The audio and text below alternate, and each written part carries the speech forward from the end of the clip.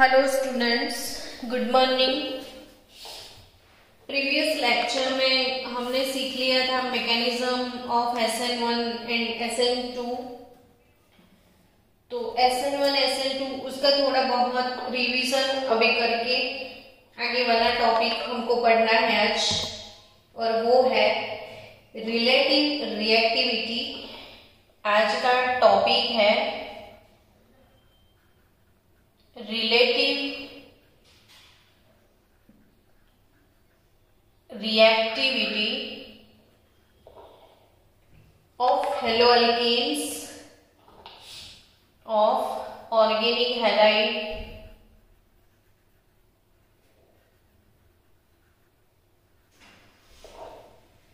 towards SN1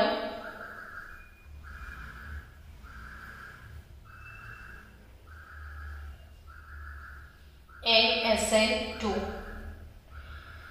काफी important topic है ये बच्चों, बहुत ज्यादा इंपॉर्टेंट टॉपिक MCQs के लिए है। ये टॉपिक अगर आप प्रिपेयर अभी कर रहे हो तो प्लीज उसके जितने भी MCQs हैं वो सॉल्व कर देना, और फिर उसमें जो जो डाउट्स आते हैं वो पूछ लेना, ताकि आपको सारी चीजें अभी के अभी समझ में आ जाए, उसको पेंडिंग मत रखना। Reactive reactivity of organic halides towards SN1 and SN2। बच्चा लोग कि SN1 SN2 बेसिक था क्या, तो थोड़ा बहुत मैं आपको रिवाइज करवा दूं पहले कि SN2, तो what is the full form of SN? तो it is nucleophilic substitution, but what is 2 here? तो it is nothing but order of reaction, यानी ये सेकेंड ऑर्डर इसका काइनेटिक्स है, और SN1 का मतलब है कि ये फर्स्ट ऑर्डर रिएक्शन है। अब ऑर्डर ऑफ रिएक्शन कैसे डिसाइड होता है, तो वो रेट के हिसाब से डिसाइड करना होता है। तो rate is equal to K, concentration of substrate and concentration of nucleophile, यानी SN2 मैकेनिज्म का जो रेट है वो सबस्ट्रेट पे भी डिपेंड करता है और न्यूक्लियोफाइल पे भी डिपेंड करता है। जबकि SN1 की मैं बात करूं तो SN1 का rate depends upon substrate only, it is not depend upon nucleophile concentration. So SN2 जो कि वन स्टेप में हो जाता था, सिंगल स्टेप रिएक्शन था ये, और ये SN2 वाला 2 स्टेप रिएक्शन था। पहले मैं SN1 की बात कर लूं कि अगर मेरे पास CH3Cl और CH3 CH2Cl और CH3 थ्राइस CCl, अगर ऐसे 3 कंपाउंड है, मुझसे क्वेश्चन पूछा जाए कि ये तीनों कंपाउंड के साथ अगर न्यूक्लियोफिलिक सब्स्टिट्यूशन होने वाला है तो ये तीनों में से कौन से कंपाउंड के साथ SN2 होगा या SN1 होगा।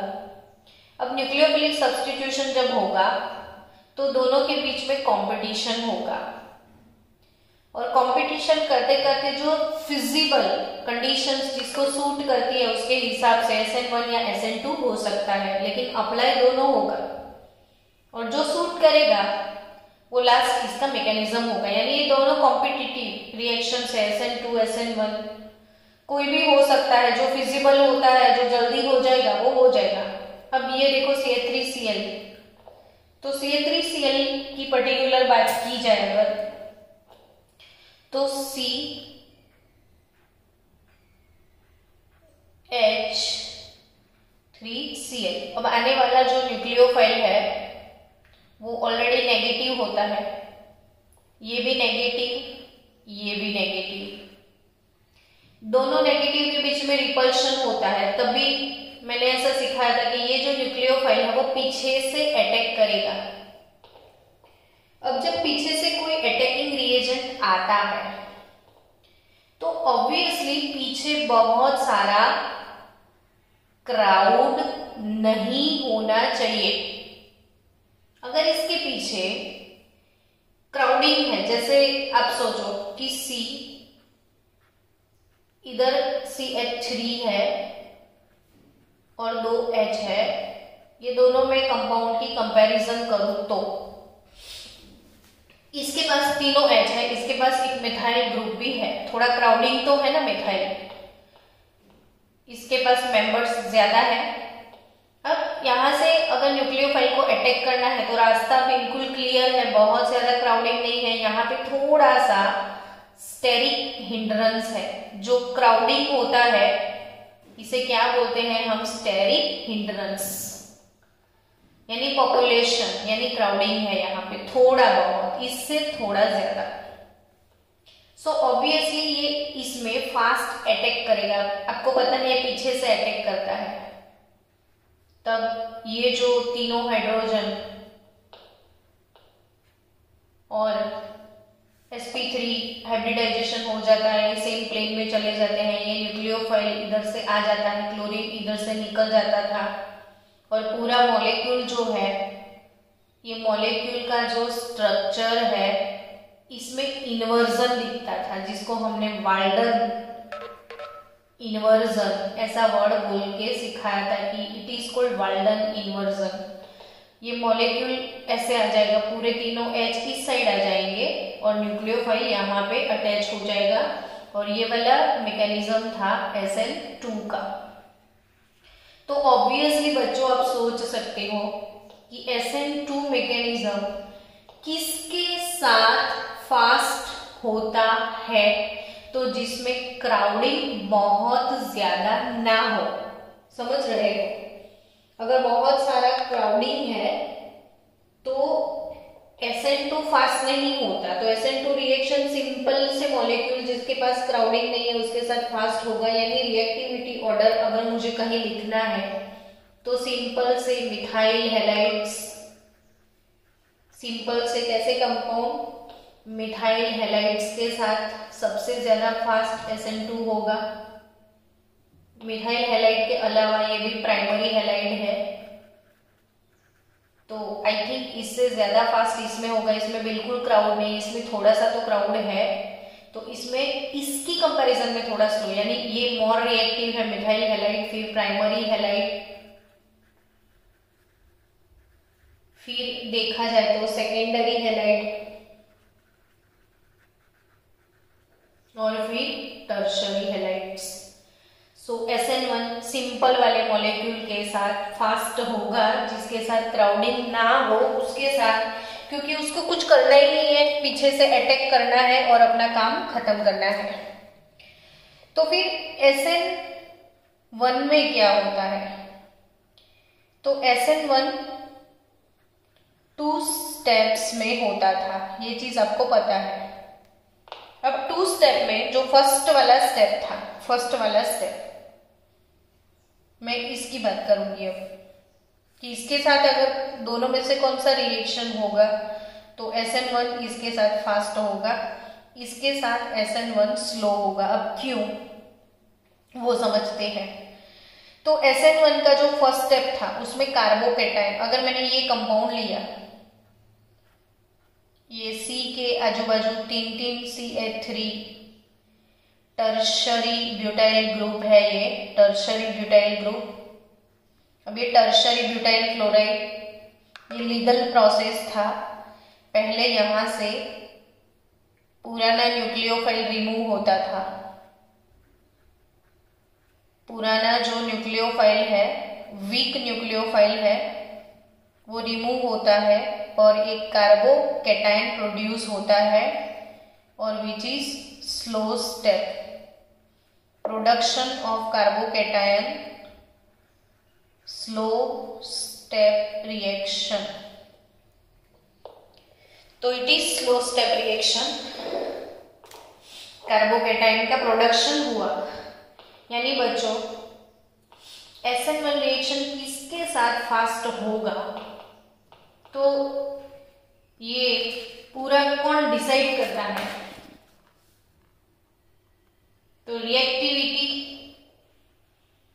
Reactivity of SN1 reaction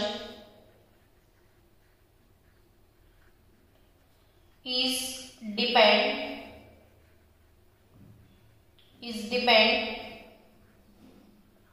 upon stability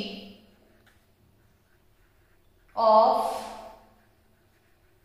carbocation.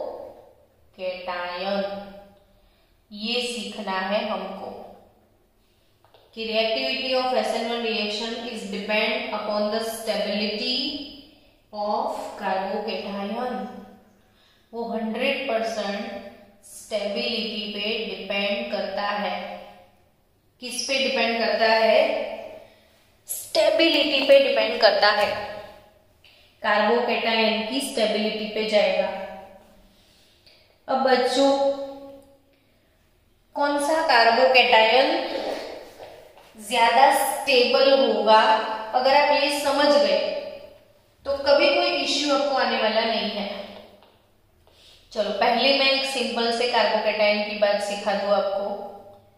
हमेशा आप भी ऐसे ही लिखना ताकि आपका कंसेप्ट 100% क्लियर हो जाए। मैंने क्या किया तो C लिख दिया ऐसे। अब इसके साथ 3 more R alkyl group attach कर दिया जाए तो ये टर्शरी कार्बोकैटायन हो जाएगा। इसके साथ अनदर 2 अल्कील ग्रुप तो ये सेकेंडरी कार्बोकैटायन हो गया। इसके साथ ओनली 1 तो ये प्राइमरी कार्बोकैटायन हो गया। और देयर आर 3 हाइड्रोजन तो ये मिथाइल कार्बोकैटायन हो गया। अब बच्चों, टर्शरी, सेकेंडरी, प्राइमरी और मिथाइल कार्बोकैटायन की स्टेबिलिटी ये रट्टा नहीं मानना है, आपको अंदर से समझ में आना चाहिए। अंदर से, दिल से समझो इसको। कैसे? तो ऑब्वियसली आप देख रहे हो कि कार्बन के ऊपर प्लस चार्ज लगा हुआ है, यानी ये कार्बन के पास 1 2 3 4 5 6 इलेक्ट्रॉन ओनली है। तो ये इलेक्ट्रॉन डेफिशिएंट स्पीसीज होते हैं। ये कैसे स्पीसीज है? इलेक्ट्रॉन डेफिशिएंट है। समझ रहे हो कैसे स्पीसीज है? ये इलेक्ट्रॉन डेफिशिएंट है। अब इसको इलेक्ट्रॉन की डेफिशिएंसी है, वो लेक ऑफ इलेक्ट्रॉन फील कर रहा है। उस टाइम अगर काश कोई आए और मुझे थोड़े बहुत इलेक्ट्रॉन दे के जाए तो मुझे कितना अच्छा फील होगा। मुझे जिस चीज की डेफिशिएंसी है, अगर कोई मुझे वो चीज दे रहा है, मुझे मिल रहा है, तो आई फील बेटर। वैसे ये डेफिशिएंट है और एक अल्कील ग्रुप है जिसको R हम जनरली बोलते हैं। तो अल्कील ग्रुप के बारे में हमेशा याद रखो बच्चों, alkyl group plus I effect indicate करते हैं। What is plus I effect? तो it is nothing but electron donating effect। कौन C effect? Electron donating effect होती है। यानी ये भी इलेक्ट्रॉन पुश करेगा, ये भी इलेक्ट्रॉन हीलर, तीनों मिलके 3 फ्रेंड्स है यहाँ पे, 3 R इसको इलेक्ट्रॉन गिफ्ट करेंगे तो ये स्टेबल हो जाएगा। इसके पास सिर्फ 2 है, इसके पास सिर्फ 1 है, इसके पास कोई भी नहीं है। तो आप समझ गए ना कि SN1 रिएक्शन में कार्बोकैटायन की स्टेबिलिटी टर्शरी की ज्यादा होती है। सो फेवर करेगा जिसका कार्बोकैटायन जितना ज्यादा स्टेबल होगा वो SN1 की टुवर्ड्स मूव हो जाएगा। यानी अगर ये कंपाउंड है, इसके बाद में Cl लगा लो, टर्शरी ब्यूटाइल क्लोराइड बना दो, तो इसके साथ SN1 रिएक्शन फास्ट होगा। समझे? चलो अब स्टूडेंट, और एक इंपॉर्टेंट बात मुझे आपको सिखानी है कि जैसे कहीं एलाइलिक हैलाइड है आपके पास, कौन सा हैलाइड है? Allylic halide. और अगर बेंजाइलिक हैलाइड है तो क्या? एलाइलिक हैलाइड किसको बोलते हैं? कि हेलोजन उसके बाजू वाला कार्बन sp2 हाइब्रिडाइजेशन में है और उसके बाजू वाला sp2 में है। हैलोजन कंटेनिंग sp3 और नेबर sp2, तो ये एलाइलिक हैलाइड है। अब ऐसे एलाइलिक हैलाइड के साथ ये कौन सा हैलाइड है? Allylic halide. तो एलाइलिक सिस्टम में कार्बोकैटायन की स्टेबिलिटी वो कैसी हो सकती है वो सीखना है अब हमको कि एलाइलिक है तो कार्बोकैटायन की स्टेबिलिटी के बारे में हम क्या बोल सकते हैं वो सोचते हैं। चलो,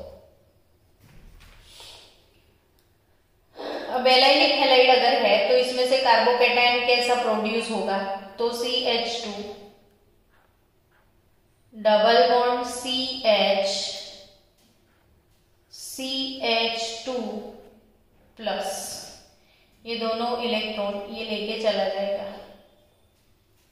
क्लोरीन, तो आपको एक ऐसा कार्बोकैटायन मिलेगा। अब ये वाले कार्बोकैटायन में हाइपर कॉन्जुगेशन होगा, यानी यहां से जो ये सिग्मा बॉन्डेड वाले हाइड्रोजन है अपना इलेक्ट्रॉन इधर गिफ्ट कर लेंगे और ये पाई बॉन्ड ब्रेक हो जाएगा। यानी कि इसमें हाइपर कॉन्जुगेशन की वजह से कैसे हाइपर कॉन्जुगेशन होगा देखो मैं सिखाती हूँ। CH2 डबल बॉन्ड CH,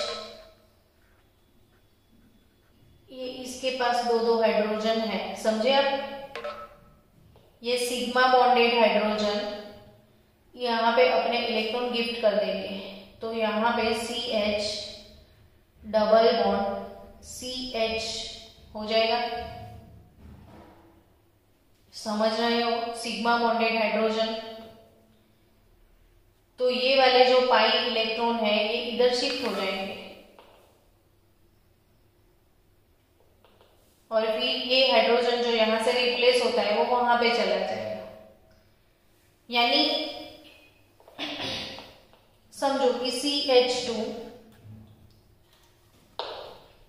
ये जो प्लस है चार्ज, इस पे फिर से समझो कि कैसे रेजोनेंस होगा।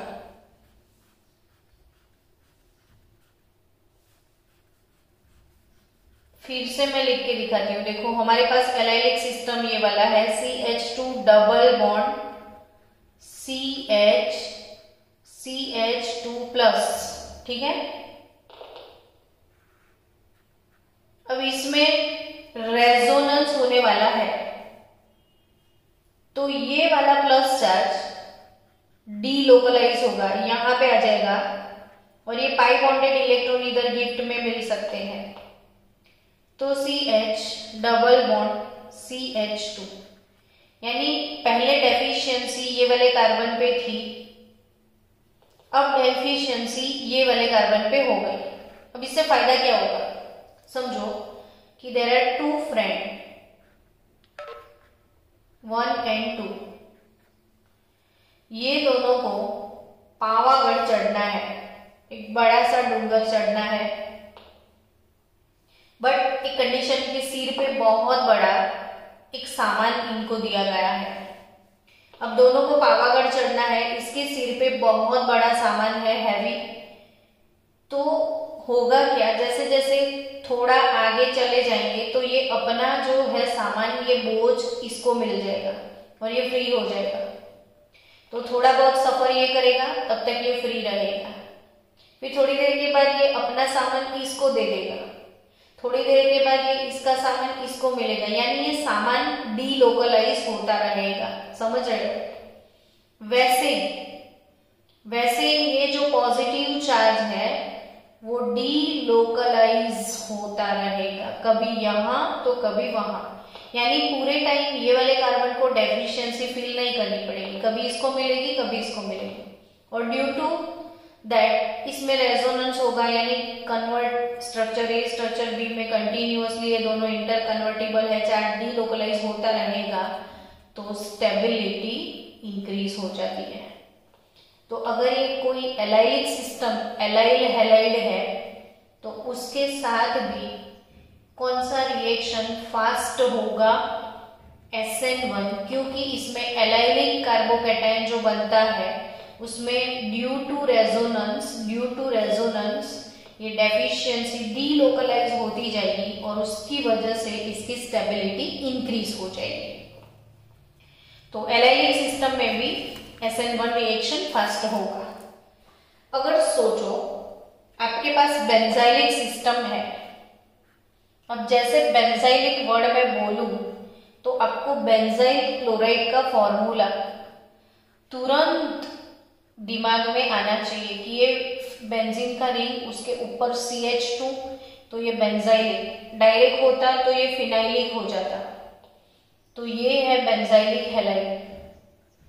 अब इसके फर्स्ट स्टेप अगर होगा, कार्बोकैटायन अगर प्रोड्यूस होता है तो ये वाले इलेक्ट्रॉन क्लोरीन लेके चला जाएगा, तो ये बेंजाइलिक कार्बोकैटायन प्रोड्यूस होगा, बेंजाइलिक कार्बोकैटायन।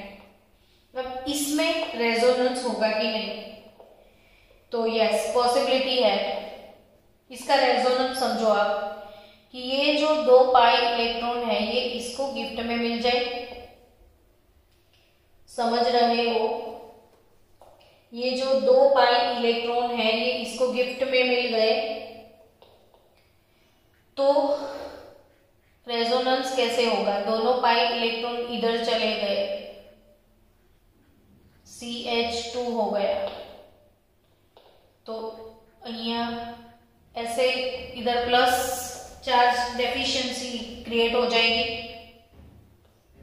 फिर से समझो कि ये 2 पाई इलेक्ट्रॉन इधर आ गए, देखो डबल बॉन्ड हो गया, इसको इलेक्ट्रॉन मिल गए तो इसकी डेफिशिएंसी खत्म होगी, वो डेफिशिएंसी इधर आ गई।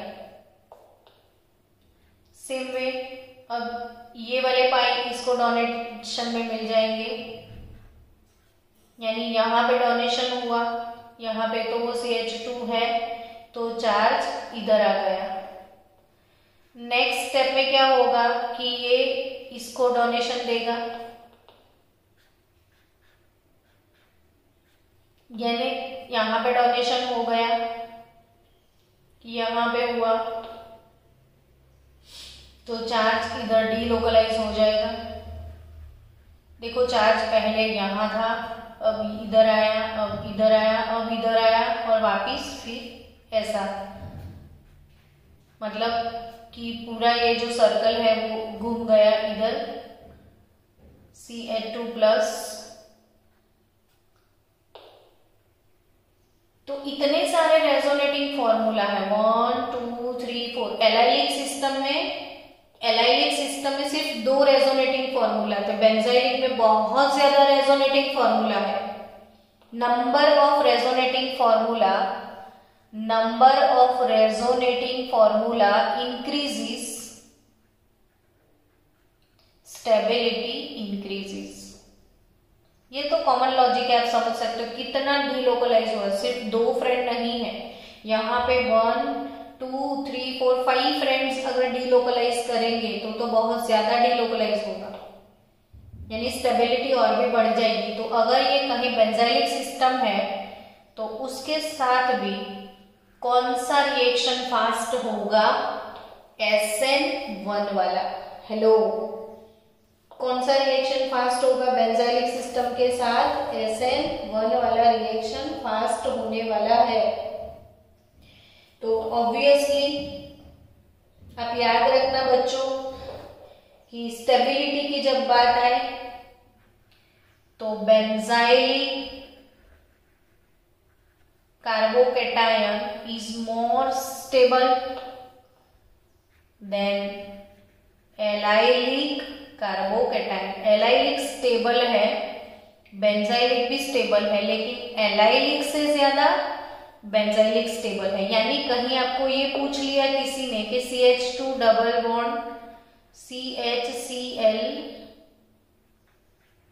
ये वाला है और बेंजाइलिक हैलाइड है, तो इन दोनों में से SN1 रिएक्शन किसके साथ फास्ट होगा, तो ये कार्बोकैटायन एलाइलिक है, ये बेंजाइलिक है, एलाइलिक से ज्यादा स्टेबल बेंजाइलिक कार्बोकेटायन है, सो SN1 का रिएक्टिविटी ऑर्डर ये बनेगा, benzylic is more reactive towards SN1 than allylic halide. अगर आपको क्वेश्चन पूछा है कि टर्शरी, सेकेंडरी, प्राइमरी और मिथाइल हैलाइड है तो SN1 रिएक्शन किसके फास्ट होगा, तो ऑब्वियसली टर्शरी कार्बोकेटायन ज्यादा स्टेबल होता है, तो ये reactivity order, reactivity of SN1 reaction towards organic halide, तो ये ऑर्डर आपको याद रखना है कि टर्शरी के साथ SN1 रिएक्शन फास्ट होता है, टर्शरी के साथ फास्ट होता है, एलाइलिक के साथ फास्ट होता है, बेंजाइलिक के साथ फास्ट होता है, लेकिन बेंजाइलिक में सबसे ज्यादा फास्ट होगा क्योंकि ये बहुत ज्यादा डीलोकलाइजेशन प्रोवाइड करता है। चलो अब आपको टेक्स्ट बुक में, आपकी टेक्स्ट बुक में जो इंडेक्स क्वेश्चन है वो सीखने हैं, और उसके पहले मुझे आपको एक और चीज जो कि कॉम्पिटिटिव लेवल पे नीट जी में इसके बारे में क्वेश्चंस आते हैं, तो मैं वो चीज आपको करवा दूं, फिर हम इंडेक्स क्वेश्चन में जाएंगे। आप सब लोगों को अपनी नोटबुक में लिखना है, सब लोग नोटबुक में कंपलसरी लिखना, आपकी एनसीईआरटी में ये नहीं है लेकिन नीट जी फोकसिंग टॉपिक है, वो कंपलसरी लिख दो आप। डिफरेंस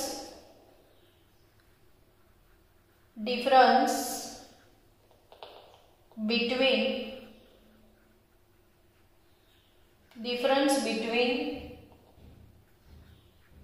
SN1 एंड SN2, दोनों के बीच में डिफरेंस क्या है वो लिख देना। चलो पहले हम मेंशन करेंगे SN1 के बारे में, देन आफ्टर SN2। SN1 तो it is first order kinetic,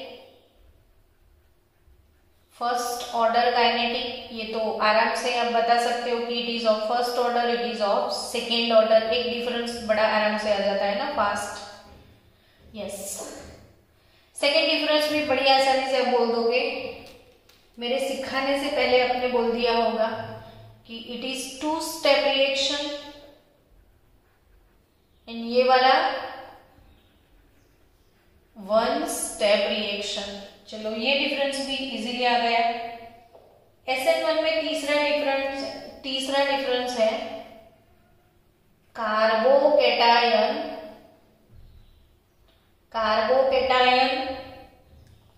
are intermediates, intermediate यानी जो बीच में आते हैं वो इंटरमीडिएट कंपाउंड होते हैं। So here it is carbocations are intermediate compounds, or here carbocations are not intermediate. The reaction occurs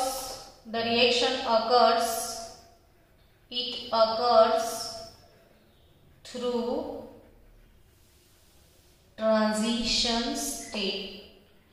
transition state यानी वो एज फ्री एग्जिस्टेंस नहीं होता है, एक बनने को होता है, एक टूटने को होता है, अंदर कुछ न कुछ प्रोसेस चालू होता है, तो वो होता है ट्रांजिशन स्टेट। तो it occurs through transition state and here it is carbocations are intermediate. Now ये भी सिंपल सा है, कुछ खास तो इसमें अब ध्यान रखना,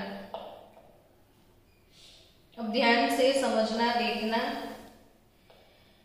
कि both back side and front side attack, both back side and front side attack. देखो कल वाला पेपर अगर है तो मैं देखती हूँ, एक मिनट, हमने कल देखा था वो, वेट फॉर 1 मिनट। चलो हम लोग कल ये न्यूक्लियोफिलिक अटैक जो सीख रहे थे, इसमें दोनों साइड से यानी फ्रंट अटैक तो था as well as back attack भी था, कि ये जो कार्बोकैटायन था ऐसे, तो इसके इस साइड से भी अटैक होता था, इसके इस साइड से भी अटैक होता था, ये दोनों साइड से अटैक होता था न्यूक्लियोफिलिक अटैक। तो ये एक इंपॉर्टेंट चीज है कि both back side and front side attack, both back side and front side attack of the nucleophiles occurs through the backside attack predominates। लेकिन अटैक दोनों होते थे, बैक साइड फ्रंट साइड, जबकि इसमें एक्सक्लूसिव अटैक होता था back side attack. Back side exclusive attack possible था, तो बैक साइड वाला ही इसमें तो फॉलो होता है, इसमें दोनों होते हैं, back side front side attack. तीसरी चीज, नेक्स्ट पॉइंट इंपॉर्टेंट जो दोनों में है वो है racemization with some inversion. Most time की चीज ध्यान से फिर से लिखना, ये पूछते हैं रेसेमाइजेशन, इसमें होता है रेसेमाइजेशन, रेसेमिक मिक्सचर यानी बच्चों equal proportion of dextro and laevo, equal proportion of dextro and laevo are called racemic mixture. तो जो SN1 है इसमें रेसेमाइजेशन होता है with some inversion, racemization with some inversion. हालांकि और एक चीज फिर से ध्यान रखना कि पार्शियल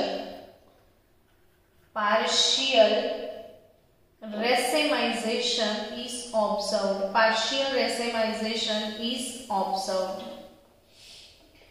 तो ये जो वर्ड्स है वो सब MCQs में आते हैं। SN1 के अंदर रेसेमाइजेशन विथ सम इन्वर्जन दोनों चीजें होती है और पार्शियल रेसेमाइजेशन भी ऑब्जर्व किया गया है, लेकिन यहाँ पे तो कंप्लीट इन्वर्जन होता है और कुछ नहीं, यहाँ पे रेसेमाइजेशन नहीं होता है, complete inversion which is called Walden inversion. वो चीज मैंने बोली थी कल, वाल्डन इन्वर्जन इसको बोलते हैं। चलो और 2-3 चीजें हैं जो याद रखनी है। Here it is rearrangement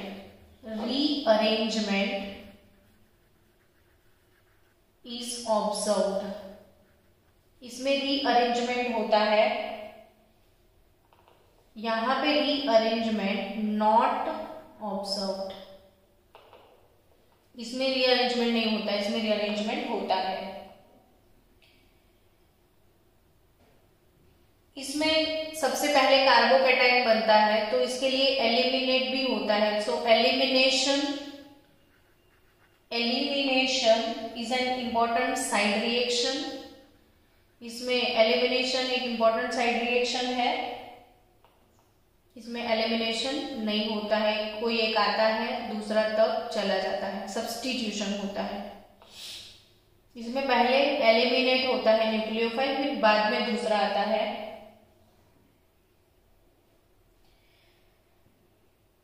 अब अगेन एक वेरी इंपॉर्टेंट टॉपिक है, इसमें वीक न्यूक्लियोफाइल है। अगर न्यूक्लियोफाइल कैसा है, वीक न्यूक्लियोफाइल है, वीक न्यूक्लियोफाइल 2-3-4 बार मैं भूल गई, फिर से weak nucleophiles such as water, weak nucleophile such as water,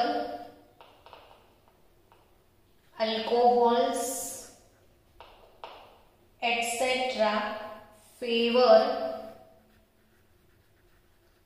this type of reaction, यानी वीक न्यूक्लियोफाइल SN1 को फेवर करते हैं। हालांकि स्ट्रॉन्ग लोग जो होते हैं वो सीधा घर में घुस ही जाते हैं, एंट्री डायरेक्ट घर में घुसने बाद दूसरे को निकाल देते हैं, वो स्ट्रांगली होते हैं। ऐसे ही सोचो, पिछले डोर से आया, अगले डोर से किसी को निकाल दिया। इसमें सब आराम से होता है कि नहीं, पहले उसको जाने दो, बाद में मैं आऊंगा। यानी वीक लोग ऐसा करते हैं, स्ट्रांग लोग सीधा घर में घुस जाते हैं, ऐसा आपको याद रखना है। इसमें है low concentration. Low concentration of the nucleophiles generally favor them. Low concentration favor them. इसमें आप याद रखना, हाई कंसंट्रेशन वाले, कंसंट्रेशन अगर हाई है तो SN2 रिएक्शन होगा। High concentration of the nucleophiles favour them. इसमें कंसंट्रेशन पे, NU की न्यूक्लियोफाइल की कंसंट्रेशन पे ये डिपेंड ही नहीं करता है। उसका जो रेट लिखते हैं इसमें न्यूक्लियोफाइल होता ही नहीं है, इसमें होता है। तो न्यूक्लियोफाइल का अगर कंसंट्रेशन इंक्रीज होता है तो ऑर्डर ऑफ रिएक्शन 2 है। आपको पता है कि रेट डिपेंड करता है K, S, NU दोनों पे। तो रट्टा मत मारो, लॉजिकली समझो कि हाई कंसंट्रेशन है अगर, तो obviously rate of reaction increase हो जाएगा। और last but very very most important है polar protic solvent. Polar protic solvent.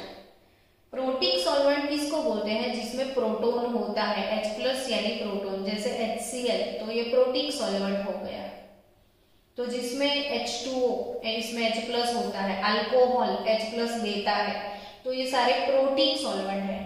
लेकिन जिसमें H+ नहीं है, वाटर, अल्कोहल, एसिड, जिनके डाई इलेक्ट्रिक कांस्टेंट ज्यादा होते हैं, फिर से मैं ये टॉपिक बता दूं, SN1 में क्या याद रखना है आपको कि polar protic solvent just like water, alcohol, acid with high dielectric constant. कोई सब्सटेंस को डिसॉल्व करने की जो ताकत ज्यादा होती है, इसे डाइलेक्ट्रिक कांस्टेंट बोलते हैं। मैंने सिखाया हुआ है डाइलेक्ट्रिक कांस्टेंट। तो पोलर प्रोटिक सॉल्वेंट जिसका हाई डाइलेक्ट्रिक कांस्टेंट होता है वो SN1 की फेवर करते हैं। और पोलर एप्रोटिक सॉल्वेंट, कैसे सॉल्वेंट पोलर तो है लेकिन एप्रोटिक यानी जिसमें प्रोटोन नहीं है, जैसे एसीटोन, या एसीटोनाइट्राइल। एसीटोनाइट्राइल यानी CH3C ट्रिपल बॉन्ड N, जिसके पास प्रोटोन नहीं है। ऐसे बहुत सारे dimethyl formamide, dimethyl sulphoxide etcetera. तो जिसके पास प्रोटोन नहीं है they favour SN2 reaction. So however the methanol, ethanol are usually used. चलो, तो आपको ये कंप्लीटली समझ में आ गया है। पोलर प्रोटिक, ये डिफरेंस आपने लिख दिया है।